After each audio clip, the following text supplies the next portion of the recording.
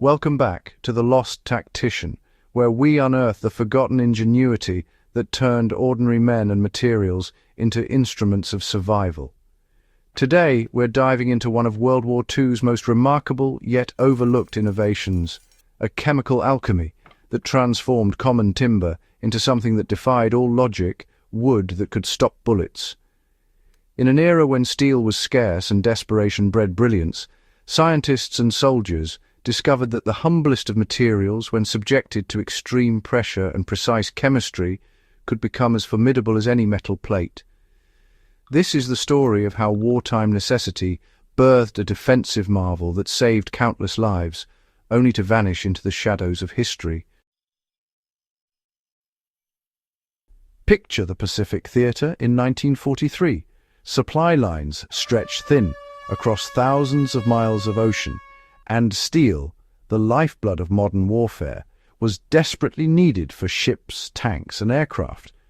Yet soldiers still needed protection, still required shields against the hail of rifle fire and shrapnel that characterized island warfare and defensive fortifications. The question wasn't whether wood could be used, it was whether wood could be transformed into something that defied its very nature. Engineers and chemists, working under the crushing weight of wartime urgency, asked themselves an audacious question. What if we could fundamentally alter wood at the molecular level, collapsing its cellular architecture into something denser, harder, and capable of dissipating kinetic energy like armor plate? This wasn't mere preservation. This was metamorphosis. The process began with chemistry that would have seemed like sorcery to earlier generations. Timber was submerged in massive vats filled with a precisely formulated solution of sodium hydroxide and sodium sulfite, both powerful alkaline compounds that attacked the wood's internal structure with surgical precision. As the wood soaked in these boiling chemical baths, something remarkable occurred at the microscopic level. The sodium hydroxide, a caustic agent, began dissolving lignin, the natural glue that holds wood fibers together, while the sodium sulfite worked to break down hemicellulose, another structural component. Imagine the wood's cellular walls becoming porous and weakened, its natural rigidity giving way to malleability. The fibers themselves remained intact, but the spaces between them, the air pockets and weak points that make ordinary wood vulnerable to impact, were being systematically eliminated. This wasn't simple treatment, it was molecular surgery, preparing the timber for the brutal transformation that would follow.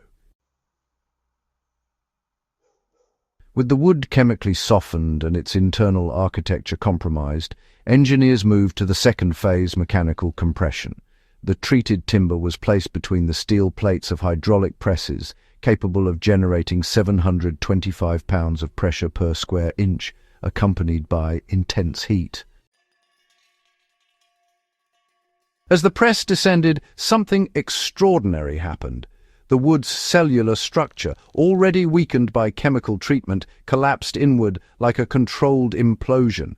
Cell walls crushed together, forcing the cellulose chains, the fundamental building blocks of wood fiber, to intertwine and bond in ways nature never intended. The timber compressed to roughly 1/5 of its original thickness, transforming from a lightweight, porous material into something dense and impossibly hard. Testing revealed that this densified wood possessed nearly 20 times the strength of untreated timber, with a hardness approaching that of certain metals.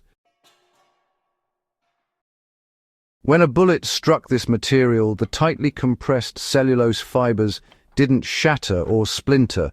They absorbed and dissipated the kinetic energy across the entire structure, much like how modern Kevlar distributes impact force through woven aramid threads. In the hands of tactical innovators, this superwood found purpose in defensive fortifications across the Pacific Islands and European theaters. Engineers constructed layered plywood shields, each layer consisting of this densified material oriented in alternating grain patterns to maximize ballistic resistance. Japanese forces, facing critical metal shortages, deployed these shields in bunkers and defensive positions throughout their island garrisons. Allied forces, recognizing the material's potential, experimented with portable shields for infantry advancement and fortification of command posts.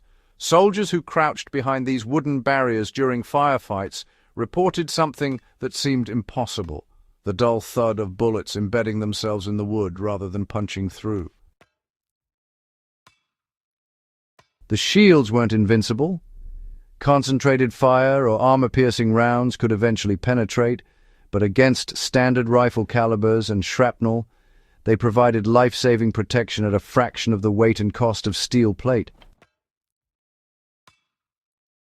Yet despite its effectiveness, this remarkable technology faded into obscurity as the war ended. Post-war abundance of steel and aluminum rendered the complex wood treatment process economically unnecessary, and the knowledge became another casualty of peace. Today, modern materials scientists have rediscovered these principles, developing advanced superwood composites for sustainable construction and specialty applications. But the original wartime innovation remains a testament to human ingenuity under pressure, a reminder that survival often depends not on having the best materials, but on transforming what you have into something extraordinary. Those chemically treated shields represent something profound: the desperate brilliance of people who refused to accept limitations, who looked at ordinary timber and saw the potential for armor.